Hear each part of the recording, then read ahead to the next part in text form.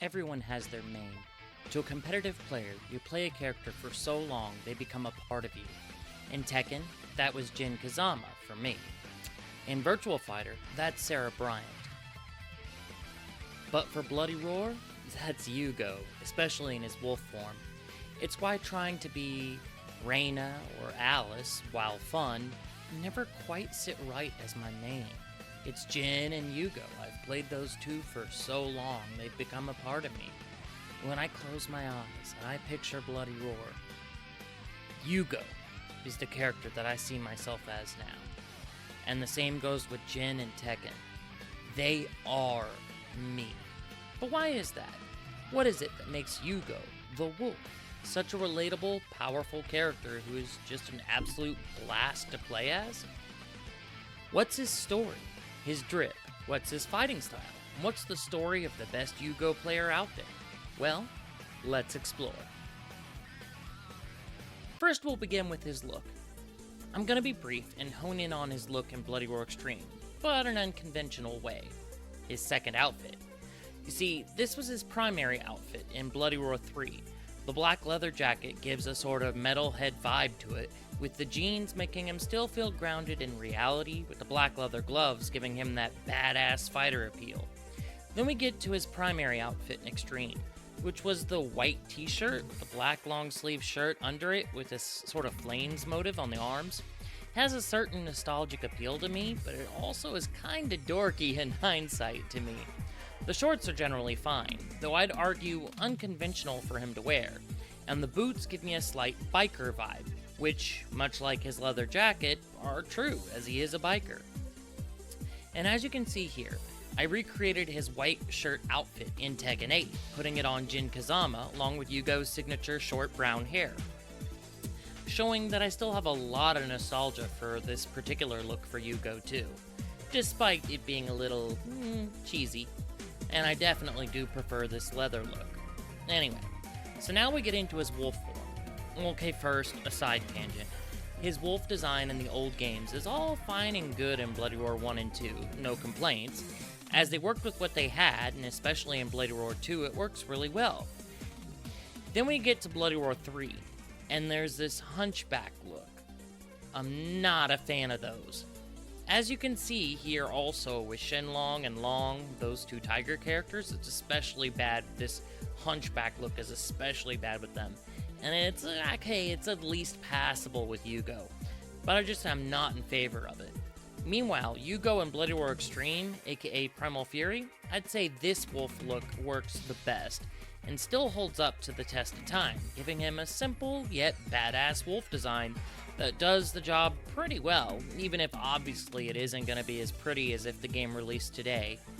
Speaking of which, come on Konami, please give us a new Bloody Roar game. But I digress.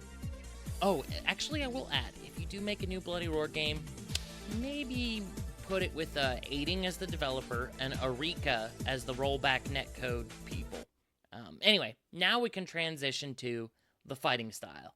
In the first two games, he was more of a street fighter, which I think makes a lot of sense. He didn't get formal training, he was just an athletic guy, which led to some straightforward punches and some really strange kicks. That said, he ends up mixing boxing into his fighting style, starting with Bloody Roar 2, which you can see with his bobbing and weaving here, but I'd argue it reminded me of a phrase from 2001's Baki the Grappler, where Baki said boxing is too incomplete to count as a martial art, which I'm not saying that, that's just what Baki said, but this goes in the opposite direction, as he has the foundation of street fighting to give him those kicks, and merely mixes punching from boxing to strengthen one aspect of his fighting style.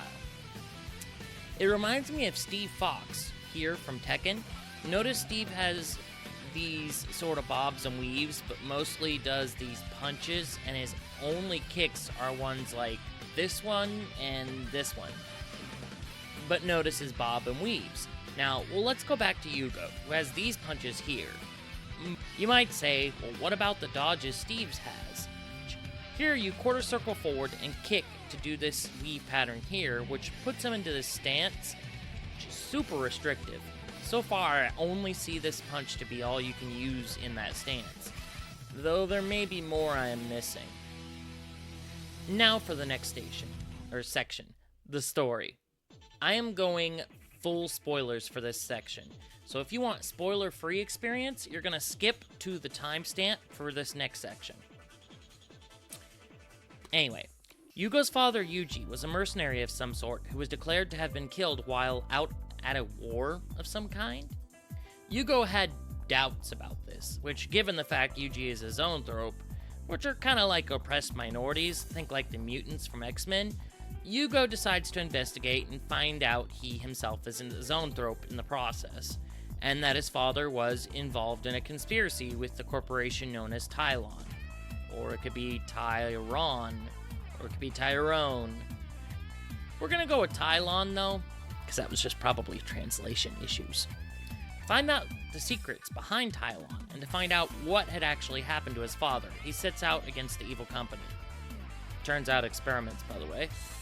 He's joined by an old friend of Yuji's, and brother-in-arms, Gato. Yes, Gato, the lion zoanthrope. A badass in his own right, naturally. They break into a hidden lab in the Tylon building where many large cylinders line the room with test subjects inside. Yugo cannot find his father, and by Gato's reaction, he understands that Tylon had already killed his father. He at least now knew the truth of how his father died, as an experiment. Standing over a makeshift grave at the top of a hill, he vows never to let it be over. He also fights and defeats a young child named Uriko, who turns into this weird cat girl with green ears, who also turns into a blue cow because of experiments done to her for reasons? I don't know. Ultimately, Uriko becomes friends with Yugo's friend, who he also helped escape, a girl named Alice, who you know from my other video. In Bloody Roar 2, after the fall of Tylon, Yugo hides his zoanthrope form and takes up a career as a boxer, hoping to earn quick money. He has big dreams about starting a pro career, even if he has to start from the beginning. He is not truly alone, as he took under his wing a boy that he found during the destruction of Tylon, while looking for his father. The boy had no memories and nobody to take care of him, so Yugo took it upon himself to adopt him as his brother, and named him Kenji. 5 years pass. Kenji is abducted by a terrorist group led by the mad scientist and chameleon zoanthrope, Bosojima, who is frankly a piece of shit, who turned his own best friend and fellow scientist Stun, also known as Steven Goldberg, into an insect zoanthrope via experiments. If you like pro wrestling, you might love Stun. In any case, Bosojima kidnapped Kenji to make him the second coming of the ninja zoanthrope assassin mole, Bakoryu, who died and turned into a bunch of goo in the first game. Anyway, Bosojima beats up Yugo, and so he ends up in the hospital where his childhood friend Alice works as a nurse. Which I guess means he knew Alice, the rabbit, prior to the events of the first game too, because what are the odds, right? And she treats his serious injuries. She tells him to stay in bed and recover, but of course, he angrily refuses, and quickly leaves the hospital to save his brother, while in his injured state, that forces Alice to follow him to try to take him back for treatment. Though Alice mostly uses this as an excuse to investigate what's going on too. Uriko makes a return in this game, having had her true zoanthrope form revealed as being a cat. But due to the experiments, she can only transform part of the way, making her what they call a half-beast. She learned martial arts from Blanc, the tiger, who will come up more later. Yugo then ends up fighting Jenny, the bat. He learns from this mysterious woman that Kenji had been taken prisoner by the ZLF, a zoanthrope group that claims it's all about zoanthrope rights, but it's essentially a terrorist organization, which kinda feels close to how things sometimes get in reality, but I won't go into specifics there with a 10-foot pole, cause politics. But anyway, he eventually finds Bosojima and Kenji, and faces Kenji, because now Kenji is the second coming of the ninja assassin Bakoryu, as I said earlier. Yugo beats him long enough to help him come to his senses, and suddenly is faced by whom he believes to be Long, the tiger, but is actually Shenlong, the clone of Long. Shenlong is a white tiger by contrast. After defeating Shenlong, Bosojima finally fights him after his bodyguards were defeated by him, Yugo wins. Gato suggests a new group for Zonethorpe Rights should be started, and led by Yugo. So, Yugo is reluctant, but ultimately accepts. And to make a long story shorter, they burn down the ZLF HQ. And Yugo starts that Zonethorpe Rights organization, with Alice also as a member. Bloody Roar 3 mostly covers crests on Zonethropes called the XGC, making them become violent, and is kind of a mess, so I'd rather not go too deep into it here. And Bloody Roar Extreme, aka Primal Fury, is mostly about a new country of Zonethropes located in what is ambiguously India, and is also a mess as a story, so I won't go too deep into that either. Suffice to say that Bloody Roar 3 and Bloody Roar Extreme, aka Primal Fury, are amazing games gameplay-wise that do awesome things with the characters. But storylines weren't the strong suits of Bloody Roar 3 and Bloody Roar Extreme, so that's why I'm just kind of listing things here for those two games, just to really get you into the series via the lens of Yugo, but showing you a reason to like a lot of the other characters. Gameplay and competitive scene.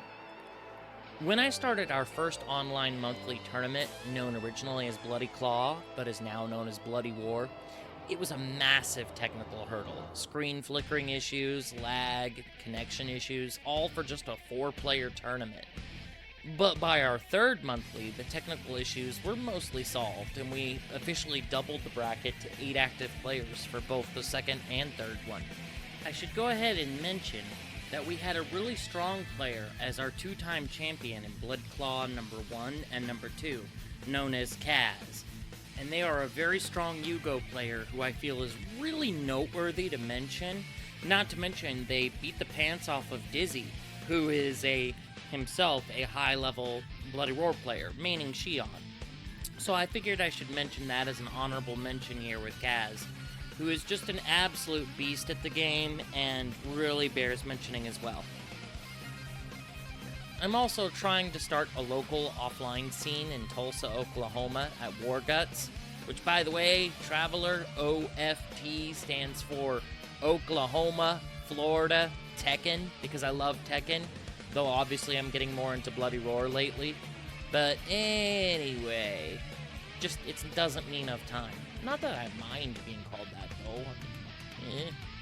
Anyway, like I said, our monthly tournament's going pretty well, and I'm also trying to start a local offline tournament for Bloody Roar in Tulsa at War Guts, while pushing through our online monthly tournaments too. And I am grinding every day to show that I am more than just a middle-level player. I'm improving. But Nan's already operating in a completely different universe from me.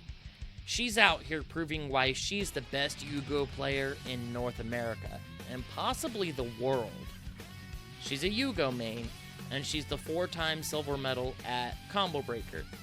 And everybody likes to be like, silver medal, blah, blah, blah, blah. Do you really realize how good you have to be a silver medal at a tournament? Consistently? And do you realize that means that she's the top player when she goes to other tournament venues? Want proof? Look at the screen and tell me you don't see an amazing, phenomenal Yugo player. It shows why she's the Vegeta to Jerry's Goku, and that's nothing to sniff at. All that said, behind all of that is a player who I can speak from personal experience is very genuine, kind-hearted, and friendly. She doesn't let it go to her head at all, keeping her humble and approachable. She's a powerful and dominant Yugo player, and a good friend. So all of that said, what do you think of Yugo? What do you think of Bloody Roar? You're always welcome to come join us and go do some matches with us. In the description, I have a link to the main Bloody Roar Discord server, and feel free to leave a comment on this video telling me about your own beloved experiences with the series. Until then, see you all again soon. Bye-bye.